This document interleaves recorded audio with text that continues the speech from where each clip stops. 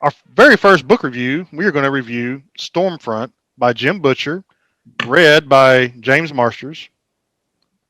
For copyright reasons, we are not going to read the book to you, but Yeah. there will be spoilers. We are discussing this book in length and detail. We are hoping to help you find something to do while you're locked in a house during the pandemic. Lots of people have turned to books or TV or anything else. When I say books, though, we don't actually turn the pages. Jason and I, we listen to books on audio. I want to try to stay away from the company that we listen to books through because we're not advertising. I don't think so. So, Jason, No. this week we've read Stormfront. Stormfront. So Stormfront is a beginning of the Harry Dresden Files. It is one of many books. I don't remember. I think it's 17 is how many are out right now. The genre is going to be a modern but fantasy. It's also a mystery book. I don't want to say this book is good for all ages. I do think it's interesting how this book series. It starts out Harry Dresden is a wizard. It starts out he's a wizard detective, and then somewhere in the middle he stops being a detective. But in this one, he's still a detective. Of course, it's the first book. Yeah, he's a wizard detective. Yes. So he works with the police. But go back to just for quick disclaimers. This is not a book I recommend for all ages. It uses profanity pretty profusely. I'm not going to say it's every other word, but they definitely use all the ones you don't want your children to hear. So I would say probably 12 to 15 years old before I recommend the child to read this book. It's other than that, it's definitely a mystery. It's got great overtones and undertones. Something people are going to think instantly when they heard that we're reviewing or we still read Harry Dresden is that we must still be children anyway. That's true. That's true. But it's definitely an adult series. Yes, but I think one benefit for myself is that I'm not a magic book fan. No. So before I read this book series, I thought magic was what they did on stage for performances.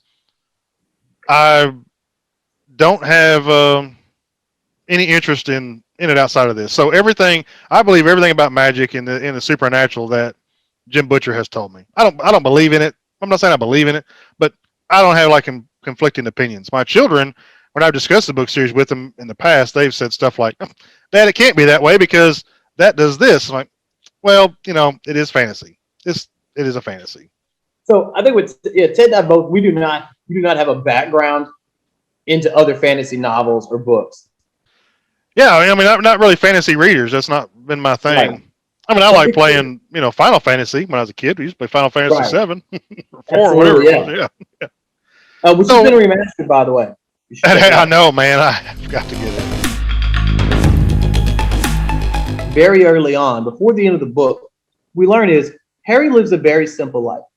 He has his cat. He has his on and off friendship with the female officer. He has a sort of love interest with a reporter. But overall, Harry likes his life. He does. Harry is happy where he is at. And unfortunately, by the time the book is over, he has to make the decision to either risk his friend's life or do what's best for her. And he gives up his happiness to protect and take care of the people of Chicago. And that ends his happiness. That's it. He is no longer in the same position as the other heroes in this book. Harry has to make that decision. Am I willing to cross this line in order to take care of my friends, even when they think what I'm doing is wrong? Man, so many times in our life just comes down to choices. It does. And there's a lot of times, man, the choice that seems like the one that you should make because it's the easier, it's got more bells and whistles, whatever.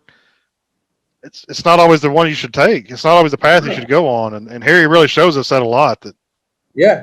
Harry says, look, it'd be simple if I just called the female detective, if I just called Murphy, she wouldn't be mad at me. We could do this together. And then he says, but if we do this together and something happens to her because she can't defend herself, would life be worth living if I knew that it was my fault she died? I mean, Harry's character, man, he epitomizes men. so many times in real life, man, guys just take on and don't share the responsibility. Yeah. Maybe it's It's good or also bad. I don't funny to me know. because Harry talks about Morgan. Morgan is his probation officer. Yeah, Morgan shows up in this book. It's just crazy because like we just met Harry, man. He's on a case, and Morgan, man, he just appears. So many characters showed up.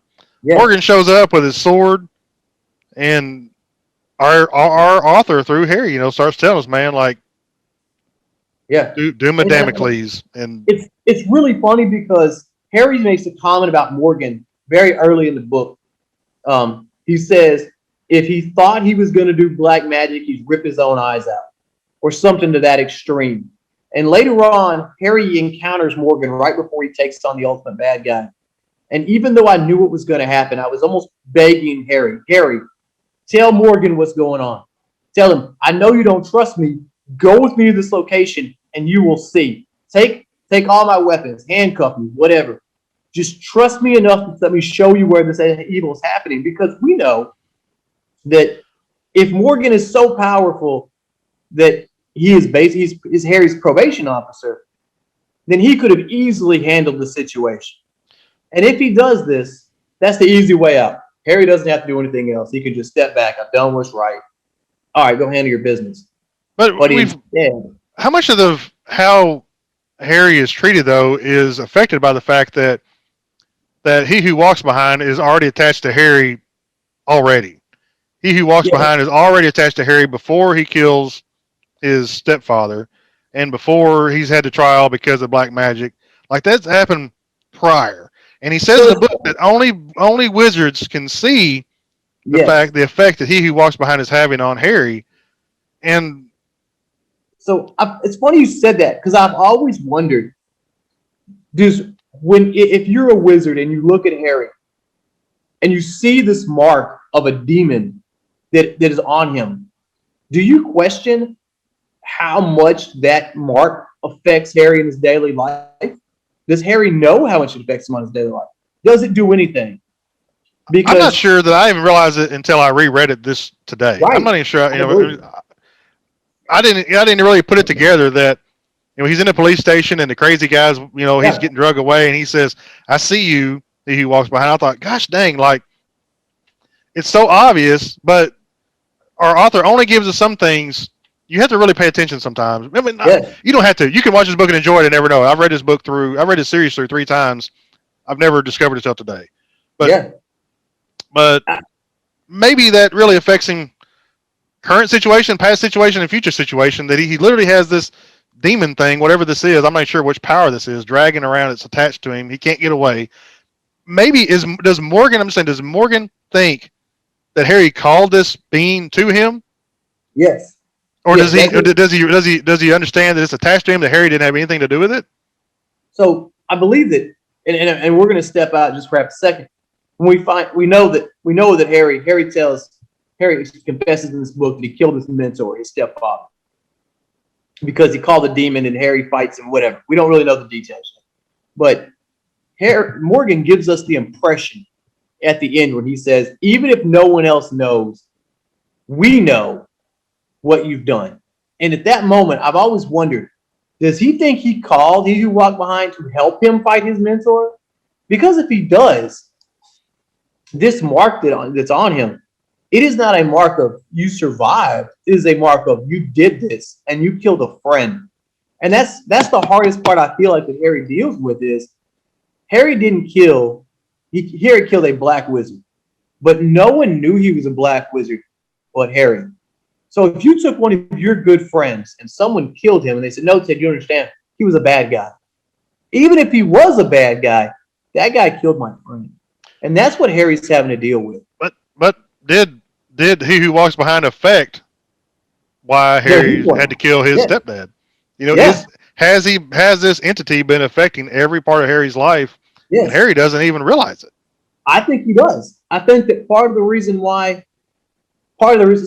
so I wonder if the reason why Harry felt like it was his obligation to take on this other black wizard alone is because he who walked behind is telling him, hey, he's on your turf, he's on your territory. You're a predator, go do this. Because I promise you that if you asked Harry in a vacuum, hey, you're about to take on this really powerful wizard, but Morgan's right there. You should just ask for Morgan's help. What do you think? Let Morgan go risk his life. Probably 9 times out of 10, he'd be like, yeah, absolutely. Let me sit here on this couch and read a novel with my kitty cat while Morgan goes and does White Council business. They don't even like me anyways. But instead, Harry takes on the bad guy alone. Of course, he's the hero. He has to. But Harry doesn't ask for help. He does it all on his own. And I do question if that lingering effect of a predatory demon soldier of fortune, if that shadow lingers on his decisions. And also his fear to be close to people. Because he knows that. But if he actually realizes it, how come he doesn't discuss this with So I don't think he knows. I think I don't think he knows either. Yeah, I don't think he realizes that. But he says it to us. He says to us like only wizards can see it. Only this guy. How did this guy see it? It just seemed like he would say, "Hey, Grandpa, I got a problem. Like you should, and Grandpa should know because Grandpa's a wizard." Right. Ebenezer should say, "Hey, you know what? We got to get that. We got to get that fixed, man. We got to get that looked at." You know? Unless you can't. I mean, stains are stains. Yeah. They don't have bleach. I don't know, man. Like, I don't know. But it is interesting, like you said, it's interesting how many elements that Jim Butcher gives us in the first book. Because it wasn't until I reread this that I was like, man, he starts everybody's story today. Yeah. That's what I'm saying, man. I was so amazed. So, I mean, we meet Murphy. Mac owns the bar. Bianca. Yeah. Bianca doesn't, I mean, she's in a few more, but gentleman Johnny Marcone, man. And who by the way, Officer Rollins. My favorite character. I know. Gentleman Marcone is my favorite. We're all looking forward to you wearing your Johnny Marcone in the next book review. I wish I had clothes I could wear like that. Yeah, that'd be awesome. You just gotta have a suit, man. You can do it. I don't have a suit. Well, they, secondhand store or something. I don't know. I'll figure something out. Bob the Skull. You know what I'm saying? Man, Bob's like with him all the way. It's my favorite line of Bob is when he's like, Harry, there's a demon behind you. And he's like, who's he? Huh? Did you invite him in? No. You should probably do something about that. Like, it's hilarious. Yes, his Bob nonchalance. Very much so. Yeah. I love when he's like, Bob, if you just see us all as meat sacks, why do you like women better? He's like, because they're women, Harry? Like, I don't understand your question. We meet Toot Toot, man. Like, he's the... Oh, Toot. Yeah, I love Toot. He's the best sidekick, man. Yes, Susan. Yes, Susan's the best. Susan. And, of course, he who walks behind. And his love interest from when he was a kid, we get to hear about her. She's not in the story per se, but... She's dead. So many characters just come to life instantly. I love that we meet Rollins in passing. Yeah. He was just roughly mentioned. I was kind of expecting him to bump into Butter somewhere, just like he didn't. But like I was. No, we didn't. But future book, we'll get to Butter soon. Yeah. Your character. The funniest part is.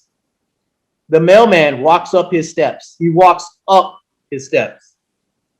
But later on, we find out he is in a subfloor basement apartment. Yeah. So I don't know how he walked up the steps, but anyway, he was leaving, I guess. Yeah. Yeah. I love the title of his brochures. Witches don't really float. That's pretty awesome. The humor. Ask me how. Lots of college humor in his book for sure. Yeah, absolutely. We get to learn the first law of magic. I think it's the only law that comes up in this book. First law of magic. So, do not kill with magic. Do not kill with magic, except for in self-defense.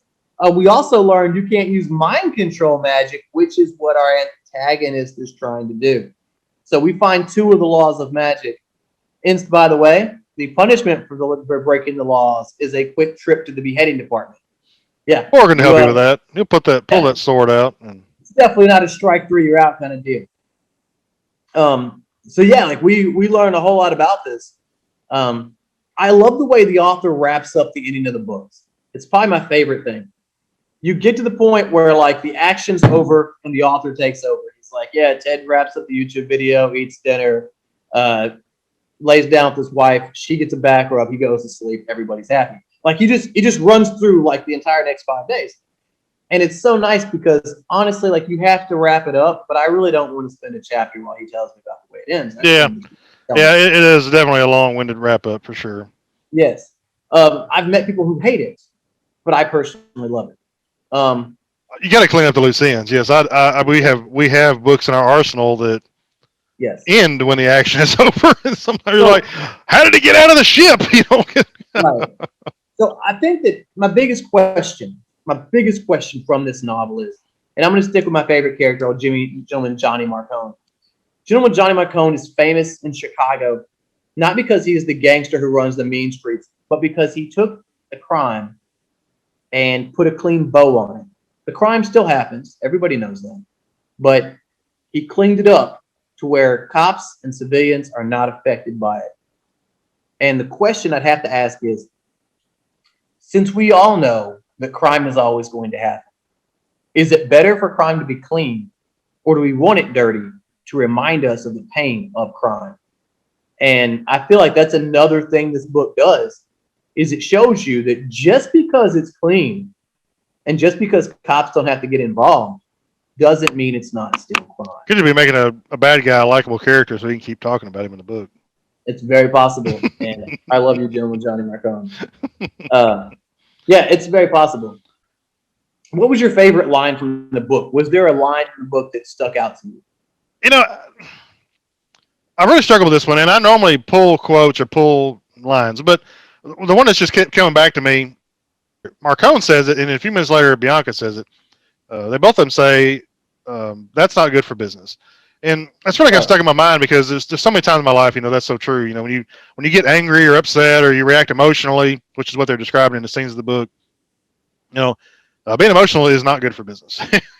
Keeping a clear, steady, but that's all I got. And I hate that, man. I'm normally a quote guy, man. Normally I'll read through these and I just have one. But I didn't really have one. How about you? Did you have a line stuck out to you? I think my favorite line, the one that really just got me, was Harry Dresden is about to enter the final moments of the book. He's about to go take on the bad guy. And he has the misfortune of finding the family of our antagonist. And as he's about to leave, he notices that in the window, a small child, the antagonist's daughter, is in the window. And she opens the window and she says, "My daddy used to be one of the good guys. I don't think he is anymore." And it was devastating for me to hear that, because for me, many times in my life, I've asked myself, is what I am doing, does that change the line where I sit? I feel like we all believe we are the good guy in our own life, in our own story. But the bad guy, the antagonist, his wife tells Harry Dresden, he's not a bad man. He was just doing this to provide for us. And it was such a devastating moment, because she describes how our entire life we've had nothing. We finally found a way to make money and have the things everyone else has. Why does this make him a bad man? And I thought Dresden did a great job of showing us how the things he was doing was hurting other people, including himself. But for the child, for the wife, they finally live in a nice house. They finally have food to eat. They're not worried about bills anymore. She tells Harry at one point, "Of course I can afford your fees. We have a lot of money in savings." She describes to Harry that this wasn't the case 6 months earlier. They were destitute. So is he a bad man just because society says what he's doing is wrong? Because for the family, he's finally providing the way a father's supposed to. Yeah. I mean, I think right and wrong is such a moral discussion, and a lot of times it does have to do with perspective. It does. And who's the one that hurts? Because one truth in my life has always been that actions have consequences. I don't care if you're acting good, if you're acting bad. Yep. Actions have consequences. You know what? The scientist, physicist said, every action has an opposite and equal reaction. That's true. It's so true. But the book, so I love about the book is how our author, man, he just starts the action. Here we got a guy. Here we have a character who we don't know because we just opened the book, and we meet Harry, and just moments later he's swept away to a crime scene. We just start meeting characters that we're going to learn and love for the next 20 years. Yeah. It just starts out, and also our author, every time a new element is introduced, our hero, who we listen the whole time, we're listening to Harry's thoughts, our hero stops and explains everything about that. Yeah. We meet Bob the Skull. He starts telling us about Bob the Skull. You know what I'm saying? We learn about who Bob the Skull is, maybe a little bit about where he came from. And I love that at one point Harry gets nervous and a little bit red cheeked because of something one of our female characters says to him. And I love that our protagonist, our hero, our bulletproof, the Rock on steroids hero, is just as scared of girls as I was when I was 12. He's just afraid of saying the wrong thing as anybody else is. We recommend reading the book like audio style. Listen to the book, check it out. Yeah. Please leave your comments, descriptions. Tell us what book you want us to do next. Don't worry, Jim. We're probably going to hit one of your books up pretty soon. We're not done with you. But our next book is not going to be a Dresden Files. Oh, what's next? I believe you wanted to do Plum Island. Oh, Plum Island. Oh, man. Written by Scott Brick. Written by Nelson DeMille. Nelson DeMille, man. He's a good author, too. He gets deep, man. He's got lots of research in his books. So, if you look at Plum Island, it is a series book. It was actually not written to be part of a series. Everyone loved these characters so much that he wrote a series about it. This was actually supposed to be something totally different. Just a quick preview. So if you read Plum Island and then you go to the next book and it feels like a completely different series, that's because it is. But more of that later. Plum Island, I hope, is next if we want to dive into that. Yeah. I'm up for a 25-hour read. Yeah, I forgot how long. I don't know how long it is. I don't know. It's forever. And if you change your mind, you'll never know. It'll edit it out, put a new ending in. Hit like, subscribe. Please hit like and subscribe so the algorithm knows that you liked our videos and will share it to other people.